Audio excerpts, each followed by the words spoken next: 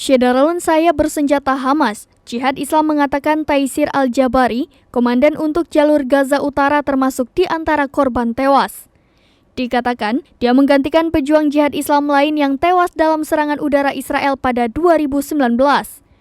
Seorang juru bicara militer Israel mengatakan, serangan itu sebagai tanggapan atas ancaman segera dari dua regu militan yang dipersenjatai dengan rudal anti-tank. Dilansir AP, pada Sabtu 6 Agustus 2022, juru bicara itu mengatakan Al-Jabari sengaja menjadi sasaran dan bertanggung jawab atas beberapa serangan terhadap Israel. Media Israel menunjukkan langit di atas Israel Selatan tengah menyala dengan roket jihad Islam dan pencegat dari sistem pertahanan rudal Iron Dome Israel. Sebuah ledakan terdengar di Tel Aviv. Tidak segera jelas berapa banyak roket yang diluncurkan dan tidak ada kabar segera mengenai korban di pihak Israel. Israel terus menyerang target lain pada Jumat termasuk fasilitas produksi senjata dan posisi jihad Islam.